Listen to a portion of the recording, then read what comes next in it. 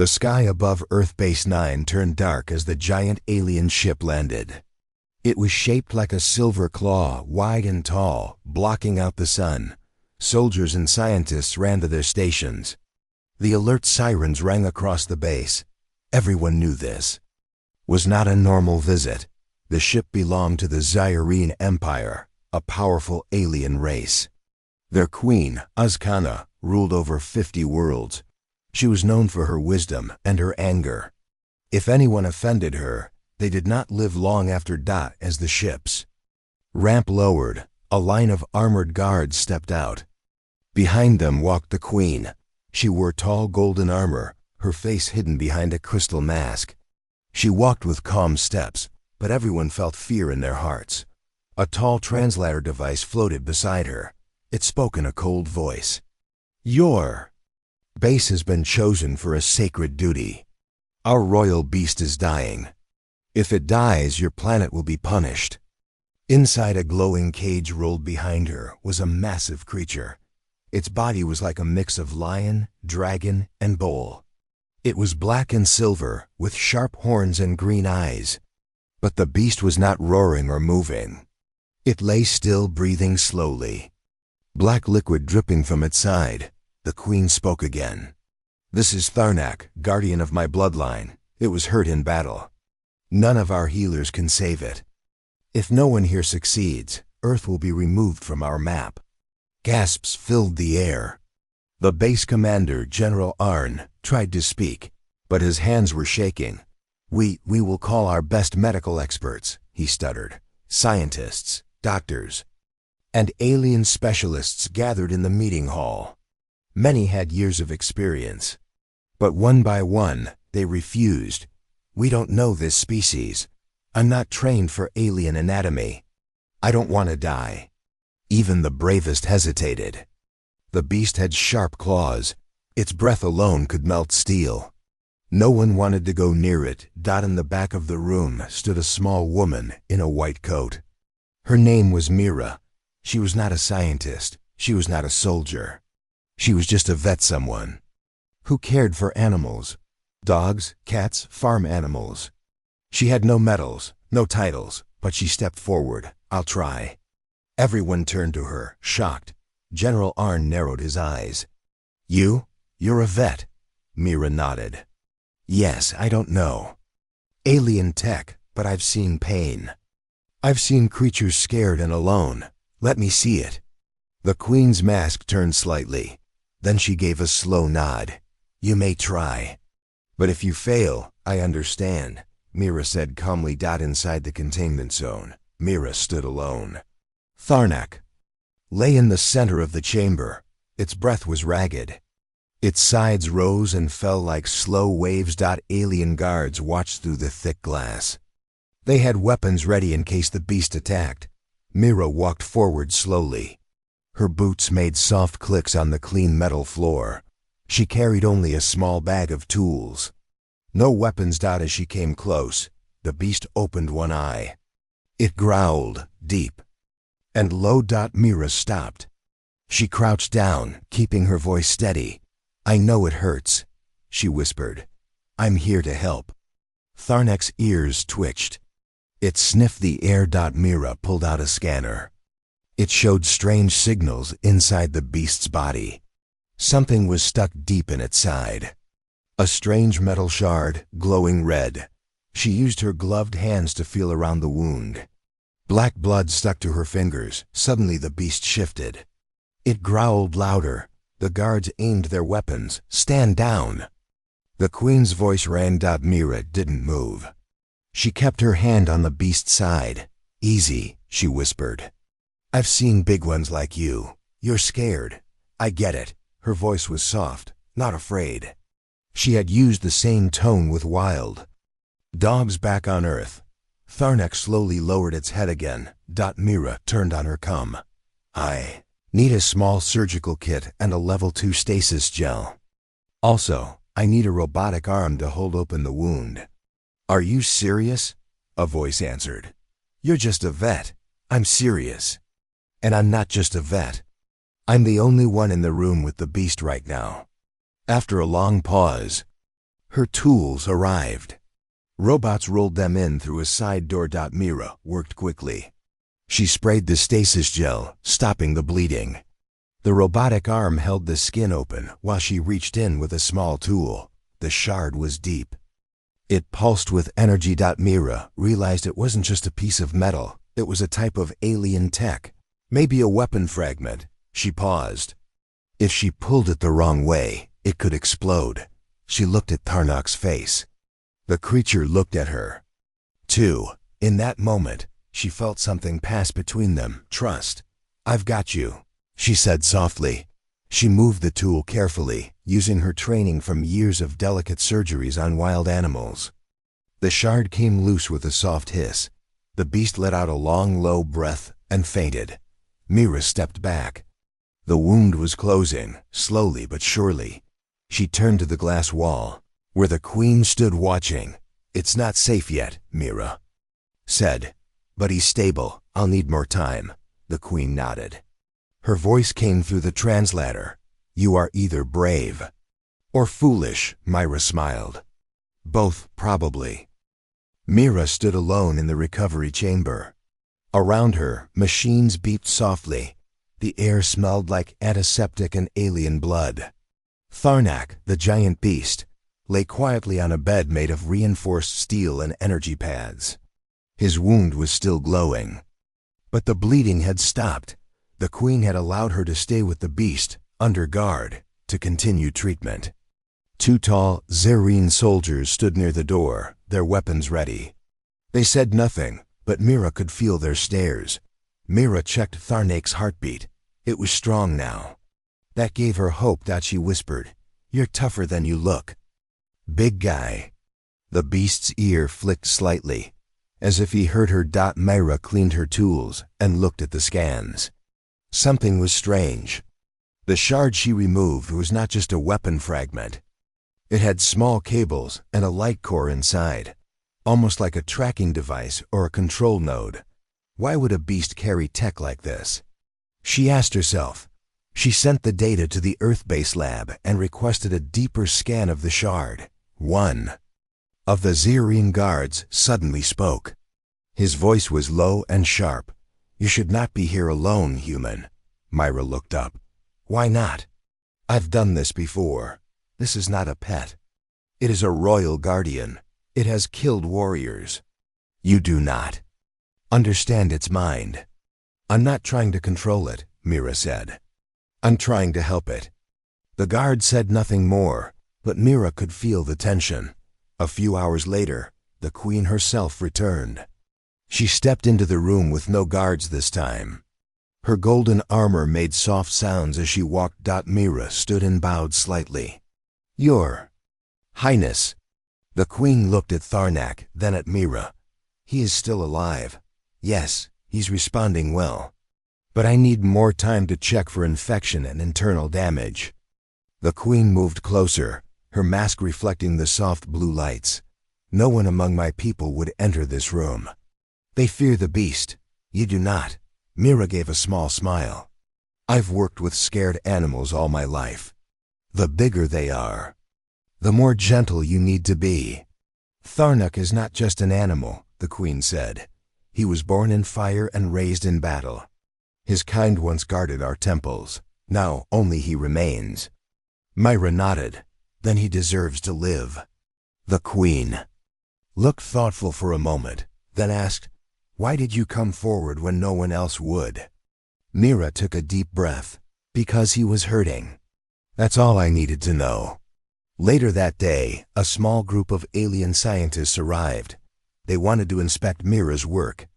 She allowed them in, but stayed close to Tharnak. One of them, a tall Zerine female named Selek, scanned the beast and made notes. "You removed the tech shard," Selek said. "That was not wise. It was part of a memory link." Mira frowned. "Memory link?"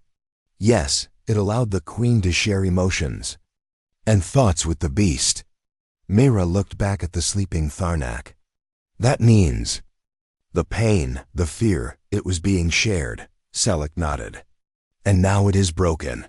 Mira felt a wave of guilt. She hadn't known. But then again, No one had told her.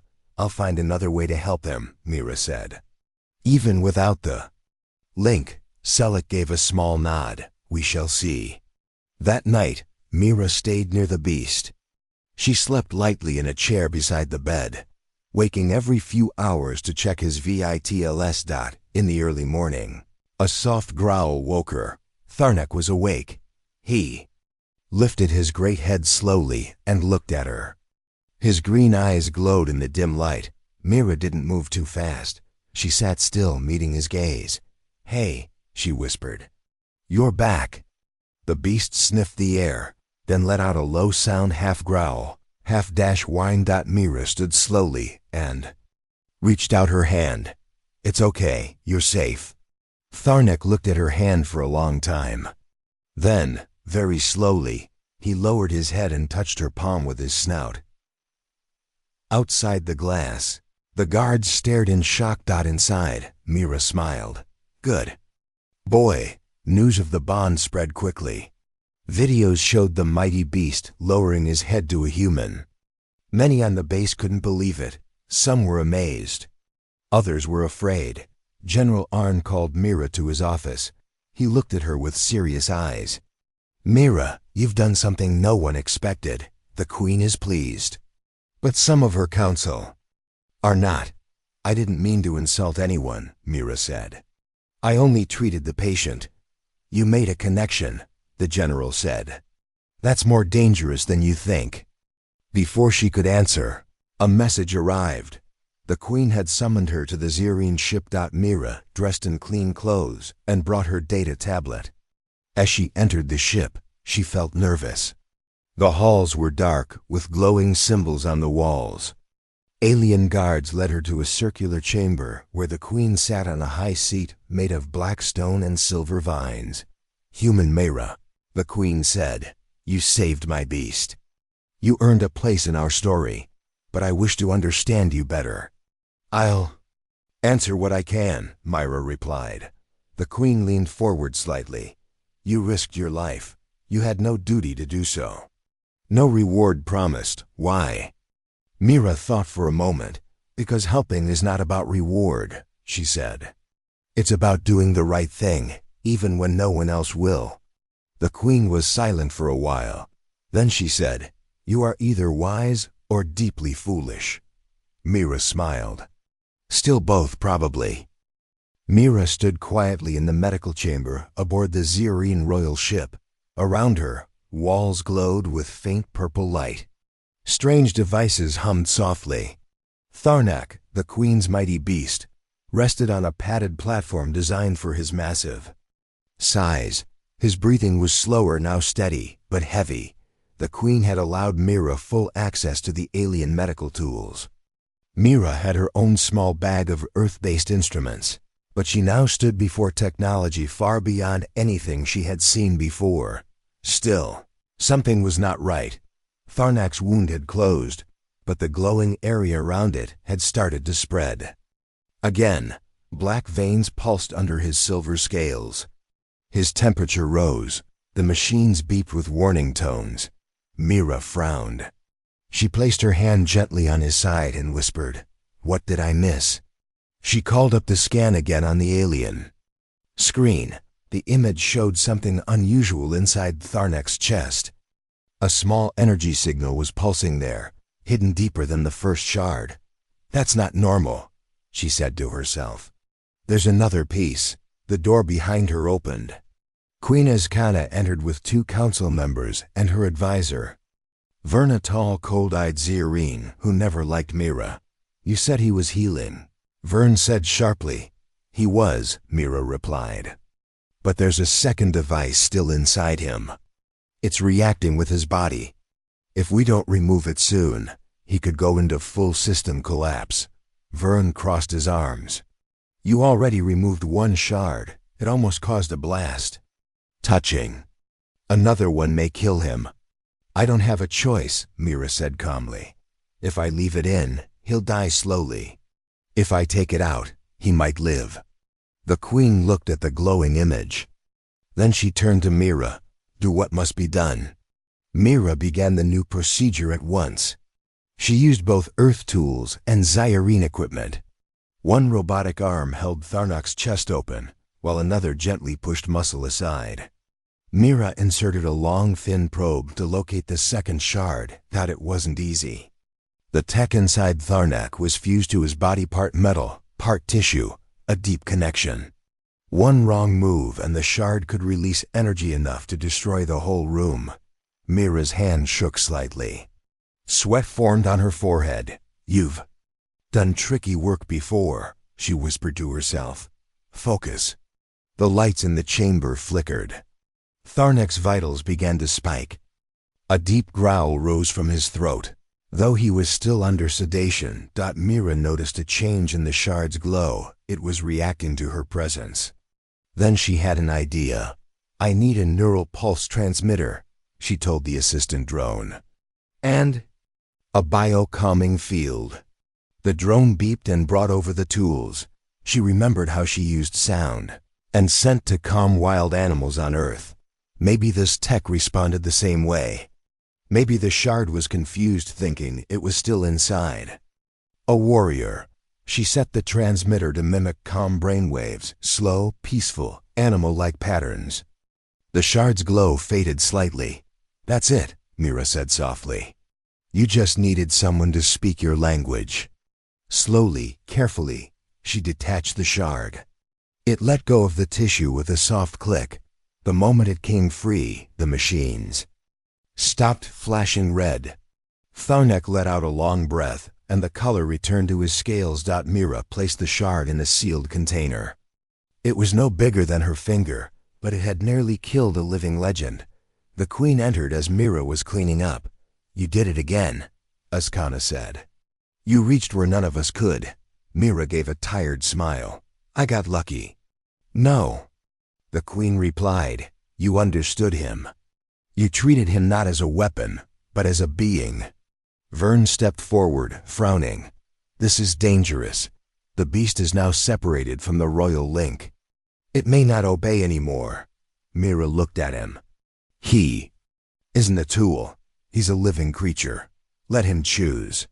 The queen was silent for a moment. Then she spoke firmly. "I trust the bond. If Tharnak accepts her, then so do I." Later that evening, Mira stayed by Tharnak's side. The beast was resting peacefully now, his body stable and his color normal again. Suddenly, Tharnak stirred. He lifted his head and looked at Myra. She walked over and sat beside him. "I didn't mean to hurt you," she whispered. "I just wanted to help." Tharnak lowered his head and nudged her gently with his snout. Mira smiled. "I'll take that as a thank you." In the next room, Vern watched through the glass. His eyes narrowed. "She gains too much favor," he said to Selleck. "The queen trusts her. That's not good." Selleck tilted her head. "She has done what we could not." "Perhaps that is why." Vern clenched his fists. "No, she's a threat to balance. A human should not be this close to royal blood." He turned and left the room, silent thoughts building behind his cold eyes. Back in the chamber, Mira sat quietly, unaware of what was being planned. She looked at the beast, her fingers gently brushing over a soft patch of scales. "Rest, Tharnak. You've earned it." Outside, stars shone through the ship's view window. Peace had returned for now, but something darker was coming. Myra opened her eyes slowly. She had fallen asleep beside Tharnak, curled up in a soft chair in the alien medical bay. The gentle sound of the beast's breathing filled the room. It was slow and deep, like ocean waves. She stood and stretched. The chamber was still dim, with soft blue lights glowing from the walls. Tharnak lay still, but something was different. His eyes were open. Two large green eyes looked at Mira. They were calm, but alert, alive. "Good morning," Mira whispered. Tharnak blinked slowly. Then, to Myra's surprise, he lifted his great head and tried to sit up. No, easy," Mira said, stepping forward. "You're not fully healed." The beast let out a soft growl, not angry, but deep and tired. Mira placed her hand on his shoulder. "You've been through a lot. Take it slow." To her amazement, Tharnak lowered his head again, resting it gently near her feet. He let out a long breath, like a sigh. Just then, the door opened. The queen walked in with 2 guards behind her. She wore a long dark robe, different from her usual battle armor. Her crystal mask still covered her face, but her voice was softer than before. "He lives," Mira nodded. "Yes, he's strong." The queen stepped forward. "And he listens. To you." "I didn't command him," Myra said. "I just cared for him." "Sometimes," the queen said, "that is more powerful than a command." Later that day, Mira walked with the queen through a part of the ship she hadn't seen before. The walls were decorated with carvings of beasts like Tharnak, tall and strong, guarding temples and palaces. "These are his ancestors?" Mira asked. "Yes," the queen replied. "Long ago, their kind protected our cities. They were loyal, wise, and brave. But over the centuries, they vanished.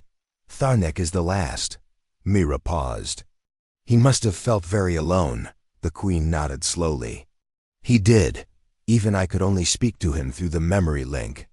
But now, the bond you've made is something different." They entered a quiet chamber where a pool of clear water reflected soft lights above. "I brought you here," the queen said, "to show you what he means to me, not just as a protector, but as a part of our soul." "His pain was my pain." Mira looked down at the pool.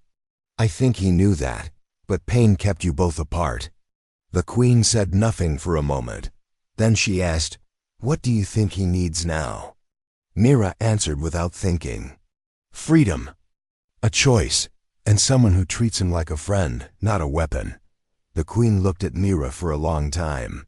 "Perhaps you are not so foolish after all." As the queen and Mira returned to the medical chamber, something unexpected happened.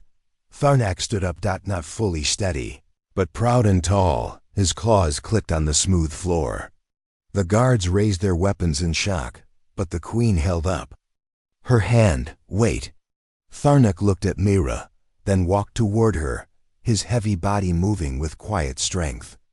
He lowered his head beside her and made a low sound like a rumble of peace. Mira gently patted his head. "You're doing great." The queen stepped forward. "He chooses you," Myra blinked. "What?" "Tharnak has never lowered his head. For anyone but me. Until now." The guards exchanged nervous glances. Mira felt both honored and overwhelmed. "I didn't mean to take your place," she said. "You did not," said the queen. "You earned a new one." That evening, the story spread across the ship and then across the system. A human vet, once unknown, had healed the queen's beast and formed a bond no warrior or scientist ever had. Some called it a miracle. Others were suspicious. In the shadowed corners of the ship, Vern watched the news with anger. "She wins the beast. She wins the queen's trust," he muttered. "This cannot go on." He walked into a private chamber and opened a sealed message. A hologram appeared, showing the face of a cloaked alien from a rival world. "The queen is weak," Vern whispered. "And now she is guided by a human. If we strike, it must be soon." The voice in the hologram replied, "Then prepare. The beast will fall. And so will she." The next day, Mira was invited to a special gathering in the ship's grand hall. She wore a clean white coat, her usual outfit, simple and practical. The queen sat on her throne, and beside her, Tharnak stood tall and proud. The hall was filled with Zirine nobles and leaders. The queen spoke. "Today, we honor one who did what others would not. A healer, not a fighter. A human, not of our blood, who saved what we thought lost." She raised her hand toward Mira. "She showed us that strength is not only in power but in kindness." Mira stepped forward, nervous but steady. She bowed slightly. "I'm just glad I could help," she said simply. The queen gave a nod. "Then let all hear. From this day forward, Mira of Earth is a friend of the Empire." The nobles clapped. Even Tharnak let out a deep roar, not of rage, but of pride. But far from the celebration, in the shadows of the ship, Vern prepared something dark. A plan was forming, a test was coming, and Mira would soon face a danger greater than any beast she had healed. But for now, she stood beside Tharnak, proud and peaceful. The vet had won the heart of a monster and maybe, just maybe, the heart of a queen. Mira sat in the quiet garden chamber aboard the Zeerine ship. It was filled with strange glowing plants, soft lights, and the gentle sound of water falling from a tall silver fountain. Tharnak rested beside her, his large body stretched across smooth stone tiles. His breathing was calm, and his eyes slowly closed. This place had become their peaceful spot. Away from soldiers and watching eyes, Mira looked up at the glowing ceiling. She had come aboard the alien ship as a simple vet. Now she was being treated like a royal guest. The Queen had given her a title, Friend of the Empire, and every officer now greeted her with deep respect. But not everyone was pleased. Vern stood in the upper command chamber, staring at the garden chamber through a large viewing screen. His sharp eyes followed Myra's every move. He said nothing for a long time. She has grown too close, he muttered. Behind him, Selleck entered. She carried a tablet with reports on Tharnak's health.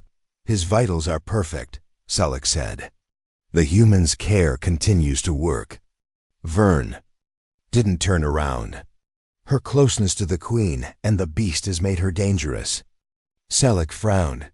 She saved him, and she brought peace. Vern turned slowly. Peace can blind a ruler. The Queen listens to the human now. Soon, she will stop listening to us. Selleck lowered her eyes. What do you plan? Vern said nothing. He only pressed a button on his wrist device, and a message was sent. Later that day, Mira was invited to a special part of the ship, a vast chamber known as the Trial Dome. It was used for training warriors and testing their courage. 2 guards led her through long silver halls. When the doors opened, Mira stepped into a space with high walls, wide stone floors, and strange alien symbols carved into every surface. Torches of blue fire lit the room. A crowd of nobles watched from the upper levels. The Queen stood at the far end, dressed in royal armor. Beside her stood Vu-Rn. Mira approached with caution. Why am I here? She asked. The Queen's voice echoed through the chamber. A test of spirit and bond. Mira looked confused. Test? Vern stepped forward. There are whispers that your connection to the beast is just luck.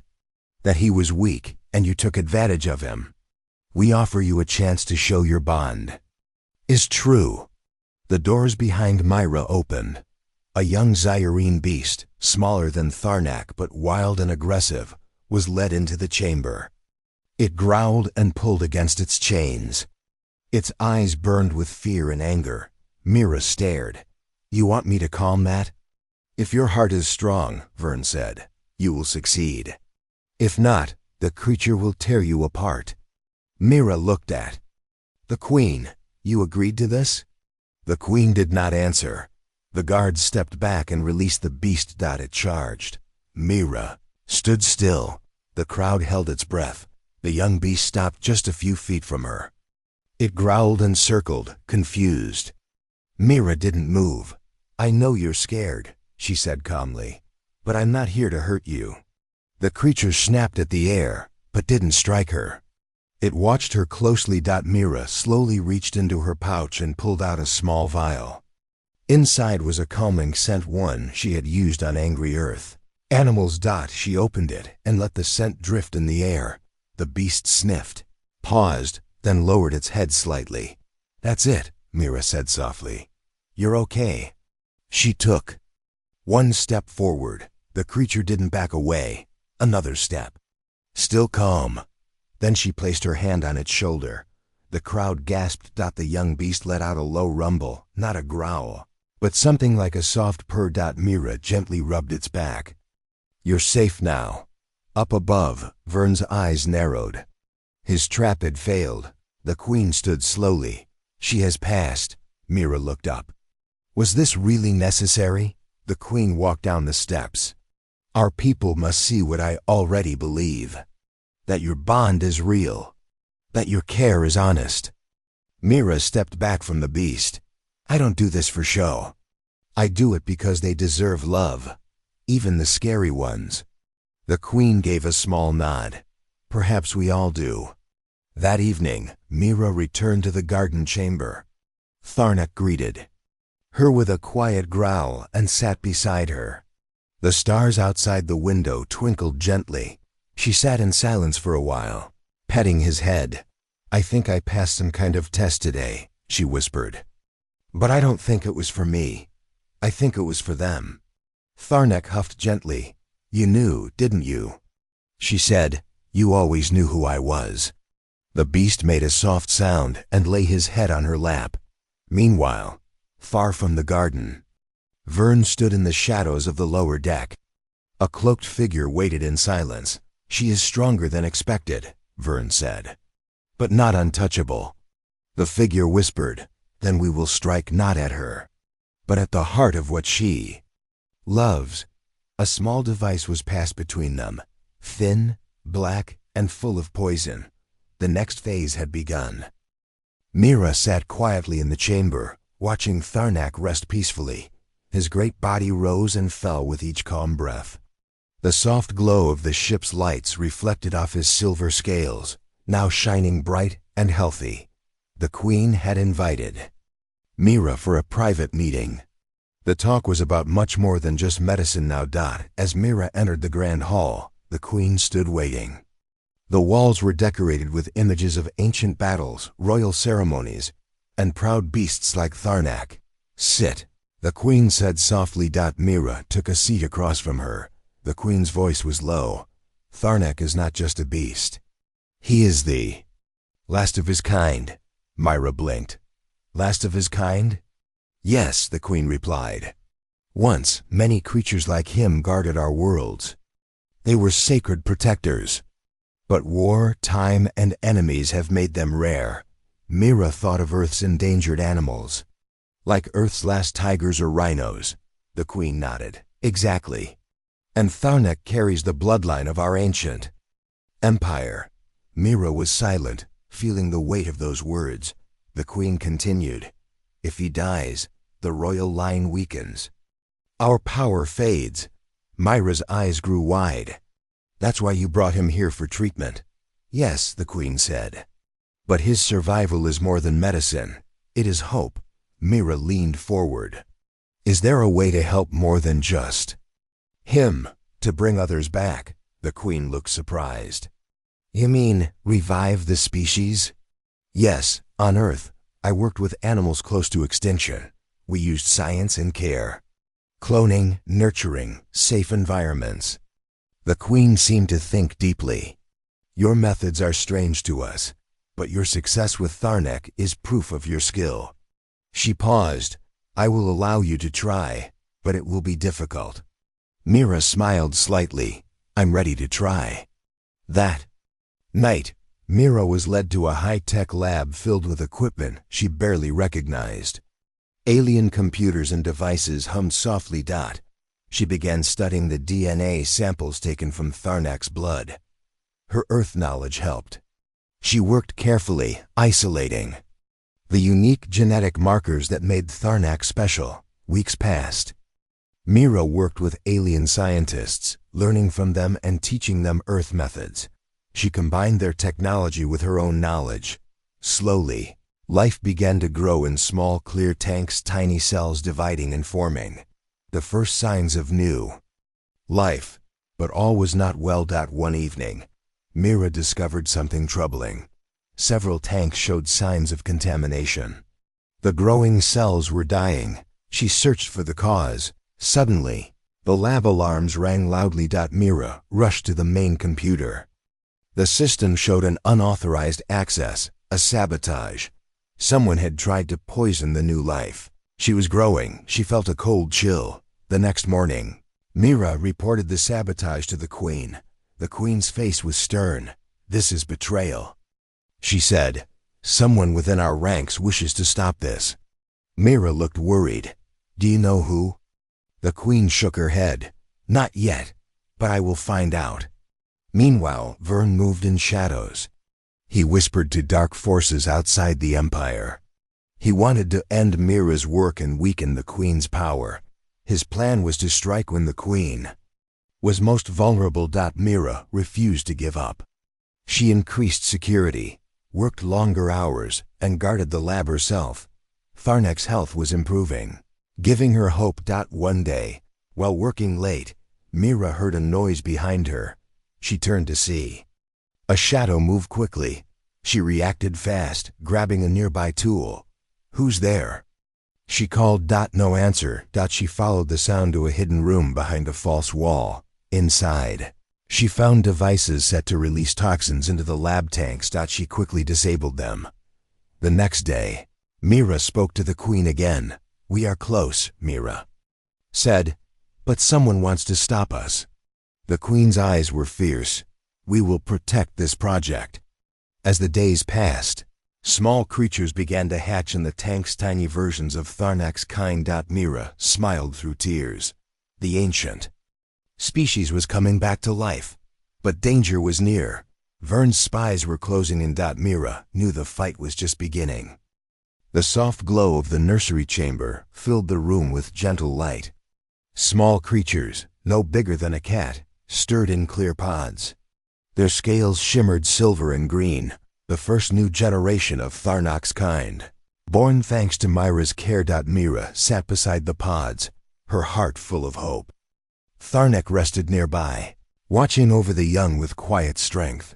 But peace was fragile. Far from the nursery, in the dark corridors of the ship, a hidden device began to hiss quietly. A poison slowly leaked into the air vents, threatening the newborns. Mira was called urgently to the nursery. As she entered, she saw the creatures stirring violently, their tiny bodies shaking. "Something is wrong," she cried. She quickly scanned the air and found a strange toxin spreading. Panic rose in her chest. Tharnek growled deeply, sensing danger. Mira acted fast. She ordered the doors sealed and activated emergency filters. Using her knowledge of Earth antidotes, she mixed a solution to neutralize the poison. Working quickly, she sprayed the antidote into the nursery's air.